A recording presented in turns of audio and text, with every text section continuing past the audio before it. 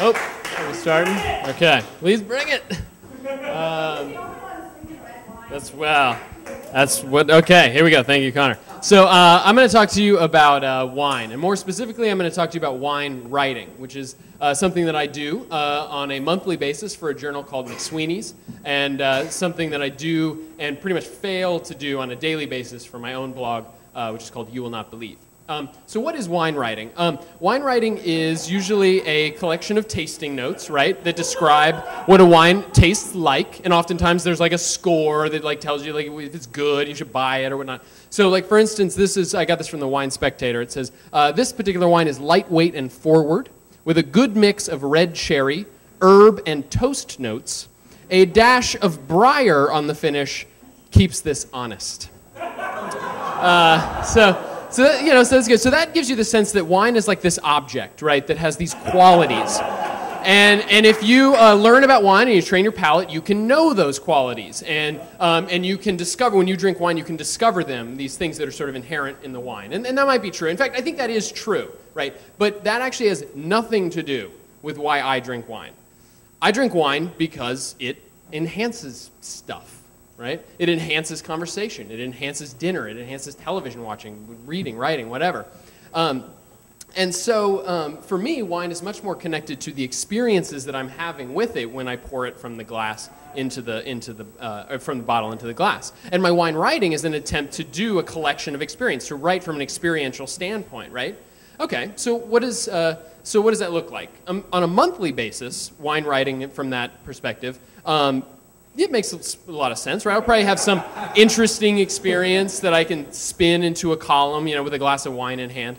But on a daily basis, on a more regular basis, it's not so obvious, right? Because the experiences that I have, like washing the dishes or having dinner or watching television, are not all that interesting. And in fact, they're really hard to make interesting on like a daily basis in a blog post. And I have tried and failed. It is very hard and I can't do it. So that's my problem, right? I am a wine writer who can't figure out how to write about wine in a way that is both resonant with me and more than once a month.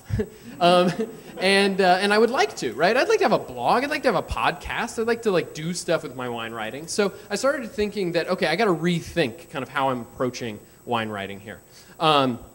So let's return to the premise. Wine as a collection of experiences, right? And then the blog format, right? A blog format's like a newspaper column. You have, each post has to be sort of like uniquely interesting in and of itself, right? So I was like, okay, what if I got rid of the blog format? And so I started working on a site with my friend Jay called My Stained Teeth. And the site is instead of a blog, it's like a collection of experiences. Every time I drink wine, I collect that experience. I write about like where I was, like what the conversation was, and like was I inside, was I outside, was I with 4 people, was I alone, whatever. So on its own, not that interesting, right? But collected on a weekly basis, on a monthly basis, that becomes interesting. Because then you can maybe start to find patterns, right? When I talk about John Hughes movies, was I drinking red wine or white wine? When do I tend to tell funny stories more when I'm drinking French wine or Spanish wine? When I drink Australian wine, am I outside or inside, right? And so all of a sudden, right, that becomes interesting because now it's not one experience. We're looking at a collection of experiences, and you can start to pull out patterns. And then you can maybe start to think about wine experientially rather than tasting note-wise. And let's take that maybe one step further.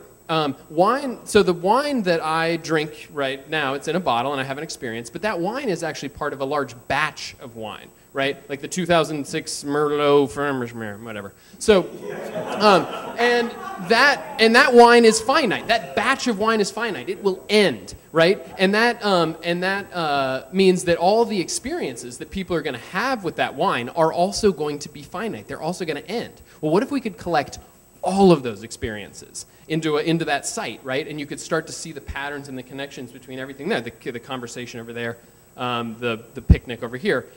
What does that show us, right? You've got this sort of drunken tapestry of wine, of that wine. Well, it might not show us anything like definitive about the wine like the tasting notes do, but it might show us something more beautiful, right? It might show us something more poetic.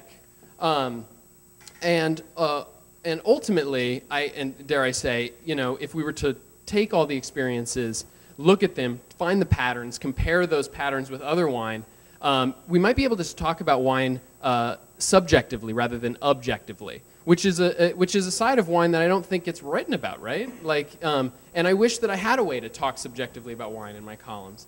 And so again, if we go back to that tapestry, it doesn't really necessarily show us something definitive and like absolute or objective about the wine, but it might show us something that, and I really apologize for saying this, but it might show us something that's like more true to the soul of the wine, maybe? I don't know. That's what I'm thinking. All right, thank you guys.